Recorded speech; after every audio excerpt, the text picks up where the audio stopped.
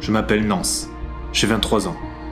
Depuis janvier 2023, j'ai décidé de changer de vie en partant en Amérique du Sud. Le but, arpenter les pays pour réaliser des reportages et des vlogs.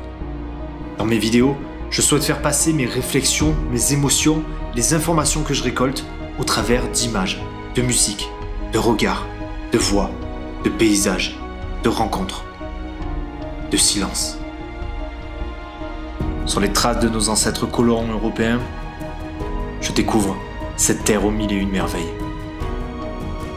Cette aventure, c'est une nouvelle vie pour moi. Une nouvelle réalité. Un nouveau monde.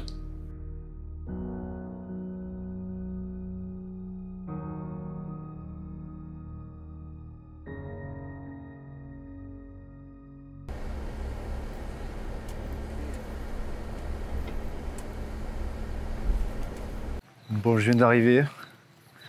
J'ai fait 5 heures de bus au lieu de 3 heures. Là, il faut que j'aille. J'ai 20 minutes de marche pour aller au Airbnb. J'ai jamais vécu un voyage de bus comme ça. C'est la première fois de ma vie que j'ai envie de dégueuler en transport en commun. J'avais envie de dégueuler pendant les 3 premières heures. Et ça ballottait, ça balançait dans tous les sens, ça vibrait. Horrible. Et deuxième chose, j'ai jamais vu autant d'obèses au même endroit. C'est un truc de malade. Il y avait des obèses à tous les sièges. Voilà, je ne sais pas ce qui se passe ici. Et demain, lever à 4 heures, parce qu'il faut que je sois là, au terminal de bus, parce qu'à 4h30, il y a la billetterie qui ouvre. Et apparemment, il y a tout le monde qui vient acheter les billets de retour à San Juan. Et après, c'est mort, il faut que j'attende mardi suivant.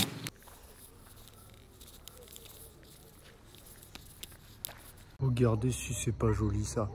Vraiment, c'est vraiment un village de désert. Et j'allais oublier un truc. Qu'est-ce qui se passe? Un truc de fou. Au moment où je sors du bus pour récupérer mon sac, je vois un gars qui a mon sac sur le dos. Alors du coup, je me dis, c'est pas possible. Le mec a pas pu, ne veut pas me voler quand même. Ou même s'il est de bonne foi, il a pas pu se tromper de sac. Donc là, je regarde dans le bus et le gars est en train de se barrer. Et là, je comprends qu'il a mon sac sur le dos, le gars. Et du coup, je fais Seigneur, Seigneur, mais moi tu es là, Seigneur. Parce que là, avec ça, moi, je rigole pas. Je jure que quand vous avez simplement un sac et qu'il y a tout dedans, je me suis transformé en Super Saiyan. Donc du coup, Seigneur, mais moi tu es là. Et le gars, je cours après. Il me fait ah pardon et tout. Alors, moi j'étais énervé parce que je croyais qu'il me voulait. Et du coup, il va dans le bus. Et en fait, il avait un sac pareil avec une bâche rouge au lieu de orange. Du coup, j'étais sympa, je lui ai mis une droite. Et on en est resté là. Et ouais. Arrivé au Airbnb, Inès m'attendait et elle m'a gentiment conduit en scooter pour que je puisse avoir quelque chose à manger le lendemain. Bon, là, je suis refait. Le Airbnb est monstrueux. Et putain, je suis tombé sur une autre. Inès, elle est incroyable. Elle m'a amené, donc là, il est 2 h du mat. Et je comprends pas, il n'y a personne qui dort dans cette ville. Et je lui ai expliqué que j'avais pas d'eau, elle n'est que dalle pour bouffer demain, matin, juste avant l'excursion. Et elle m'a dit, t'inquiète, je te prends en moto, on va un petit truc qui est ouvert, parce qu'il y a un seul truc qui est ouvert dans la ville. Et let's go, on est parti en moto. Du coup, j'ai tout ce qu'il faut. Et les gens sont trop sympas ici, c'est un truc de fou. Moi j'adore, je kiffe trop. Par contre, il me reste simplement 2 heures de sommeil. 2 heures de sommeil, je vais acheter le boleto. Je crois que je vais courir. Et je reviens, je me douche et je redors avant l'excursion. Sinon je vais pas tenir.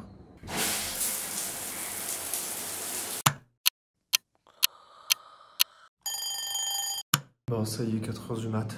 Je trouve ça improbable qu'une billetterie ouvre à 4h30. Ça n'a aucun sens. J'espère vraiment qu'il ne m'a pas dit de conneries. J'ai bien insisté 4-5 fois pour lui demander si c'était bien 4h30 du matin. Il m'a dit oui, suspense. On va savoir ça.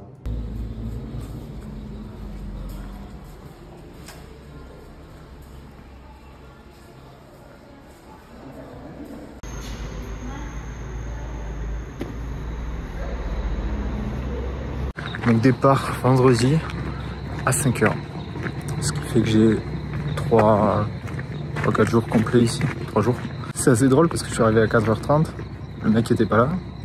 Je commence à demander à notre gars ce qui va arriver. Je sais pas. Mais comment ça, je sais pas. Moi, il faut que j'achète mon billet. Il me dit ouais, bah sinon tu achèteras un autre jour, moi je peux pas te dire et tout. Et en fait, bah, fallait faire confiance au gars qui m'avait dit 4h30. J'ai attendu 10-15 minutes et le gars a fini par arriver. Et c'est là que tu te rends compte que bah, on est habitué à tout avoir d'un coup, des horaires de guichet, internet pour acheter les billets. Alors que là, bah, on te dit 1 heure, il faut faire confiance, il faut que tu y ailles. C'est vraiment la vraie campagne, quoi. Faut absolument parler aux gens, sinon tu peux pas avoir les infos. Ça n'existe pas sur internet, c'est impossible. Autrement dit, si quand je sors du bus, je demande pas au gars où est-ce que je peux acheter mon billet de retour, je ne sais pas. Et je sais même pas quand est-ce que je peux retourner au terminal, parce que les guichets sont fermés. Il y a vraiment, le gars est là pour 10 minutes. Il est juste là pour 10 minutes et après il se casse. Sinon j'aurais dû attendre l'autre bus du vendredi, que je n'aurais pas pu prendre parce qu'il n'y aurait pas de place.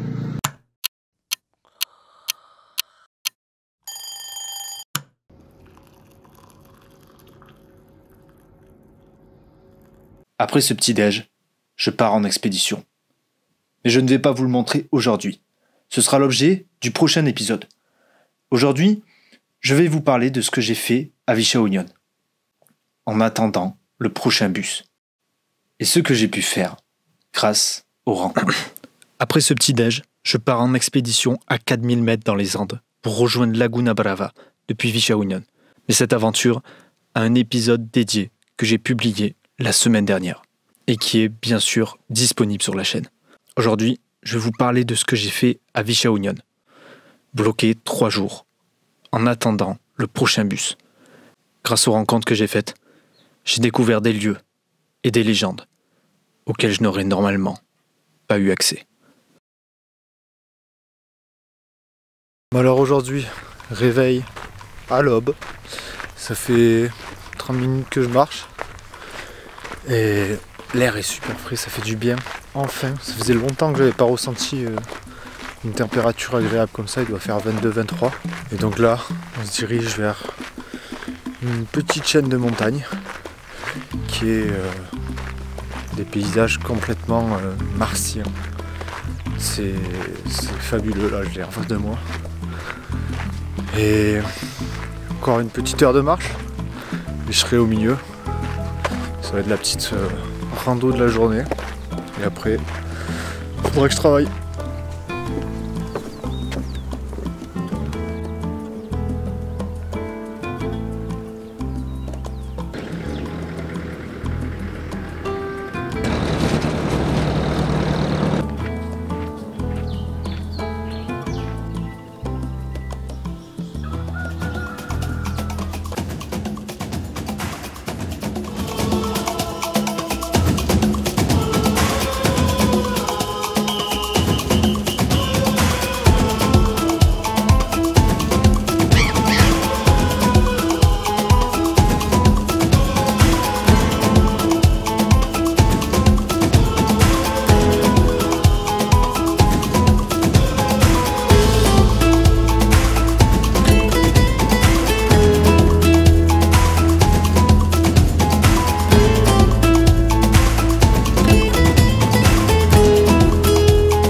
Je suis dans une zone où il y a plein de perroquets, je les entends chanter.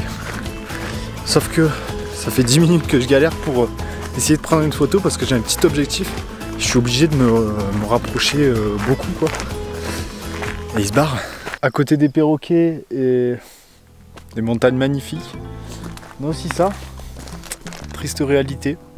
C'est un truc de fou, tous les déchets qu'on voit dans la nature ici.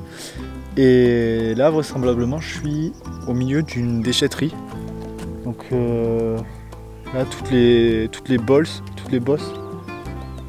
c'est des trucs, c'est des déchets qui ont été enterrés On en voit certains qui dépassent de la terre là. Eux à mon avis ils ont je sais pas s'ils ont peut-être été posés il n'y a pas très longtemps. Et là-bas c'est pareil, hein. Quelques bosses. Là c'est pareil. Là-bas c'est pareil. J'entends des perroquets là-bas, c'est un truc de fou. Sur les montagnes là-bas.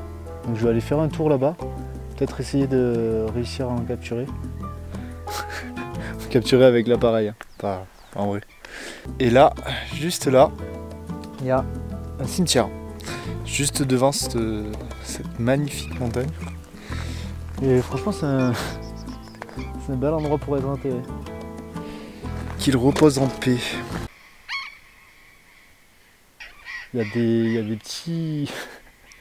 des petites couches blanches. Ben, c'est toutes des fientes de perroquets. Là, dans la vallée qui est là. Je sais pas si on entend, mais ça résonne, c'est un truc de fou. Il y a plein de perroquets aussi. What the fuck? Ouais, j'ai peur. Je suis hyper vigilant, quoi. Non, en vrai, c'est une bernardite qui m'a touché. On sait jamais. Il y a un truc qui me fait bader. Oh putain, le bâtard. Bougez pas, je les ai.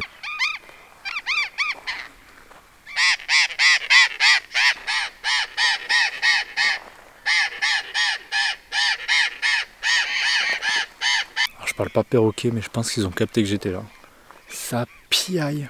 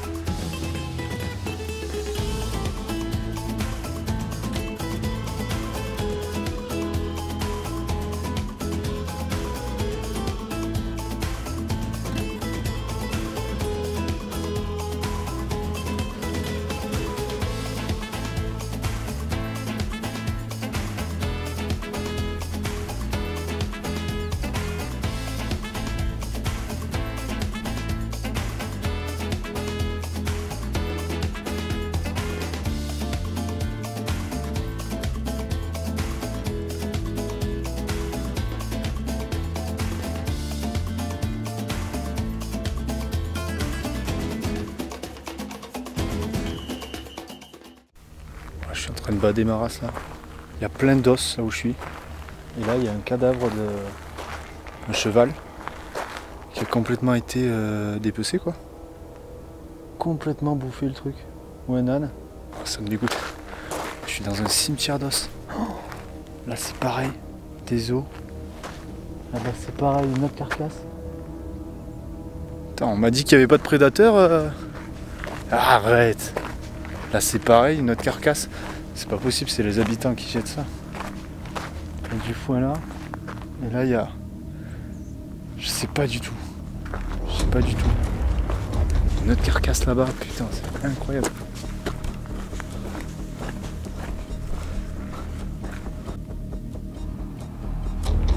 Bon, et là il y a une autre carcasse, mais celle-ci est assez récente.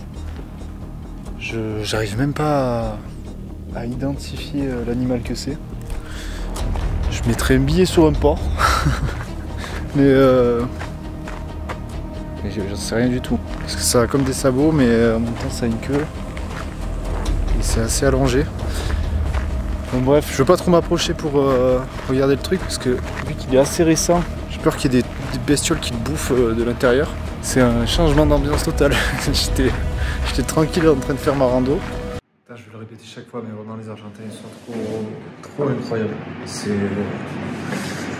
C'est hyper humain comme relation, c'est hyper sain, c'est hyper cordial, hyper amical. Là, je fais mes petites courses et après j'ai engagé une petite conversation avec Inès et une amie à elle qui était là. Je voulais juste avoir 2-3 renseignements sur le tour. Au final, on a pris l'apéro ensemble et on a parlé pendant 3 heures, quoi.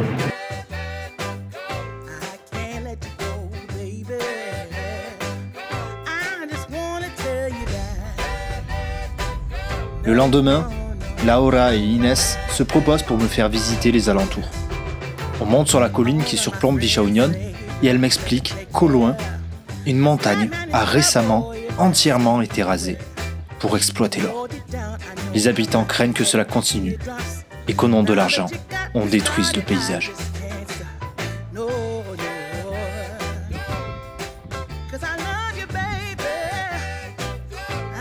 Sur la route, Laura s'arrête pour me faire goûter les différentes variétés de raisins de la région.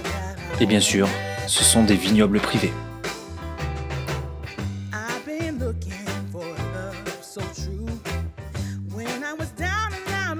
Comment, Jasmine?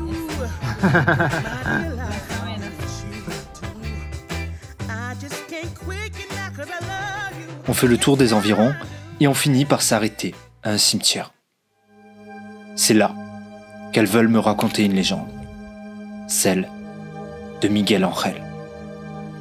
En 1967, Miguel Ángel Gaitán meurt d'une méningite à l'âge de 1 an. Mais en 1973, intervient un événement mystérieux. De fortes pluies s'abattent sur le village, un climat inhabituel pour la région. Après cet épisode climatique, les parents se rendent au cimetière et découvrent le couvercle de la tombe entrouvert. Au fond, gît le corps de leur fils. Mais au lieu d'être décomposé, on le découvre conservé. Au cours de cette année, la tombe s'effondre plusieurs fois. La rumeur court que l'enfant est un miraculé.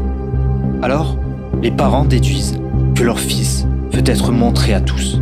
Ils édifient une maison dans le cimetière, capable d'accueillir les offrandes, et leur fils est déposé dans un cercueil de verre. Chaque année, des millions de pèlerins se rendent sur la sépulture de Miguel Ángel, le miraculé. Ils lui demandent de préserver leurs enfants de la maladie. Toutes les offrandes sont déjouées, que les parents redistribuent, chaque année, aux enfants du village ou de la province. Dans le village, tout le monde connaît quelqu'un que Miguel Ángel a sauvé. Après avoir écouté cette histoire qui me laisse dubitatif, on continue la route avec Laura, direction une bodega pour une dégustation de vin improvisé. On a fait la rencontre d'un ouvrier qui nous a gentiment expliqué comment se passait le processus de fabrication. Puis direction une bodega plus familiale qui, cette fois, fait payer la visite. La bodega n'a que quelques années et s'est implantée dans un cadre magnifique. Mais cette histoire, je vous la raconterai dans mon reportage sur les vins d'Argentine. Ça y est, 4 h du matin, c'est l'heure de partir, mon bus est à 5 h. C'est la fin de Bichaounion. J'ai passé vraiment de super bons moments ici. Je m'attendais pas du tout à ça, à faire ces rencontres. C'était vraiment super. Et maintenant, il faut partir. Le sac est prêt et le bus m'attend. Et lui, j'ai pas intérêt de le rater parce que sinon, je dois attendre 4 jours de plus. Donc, let's go.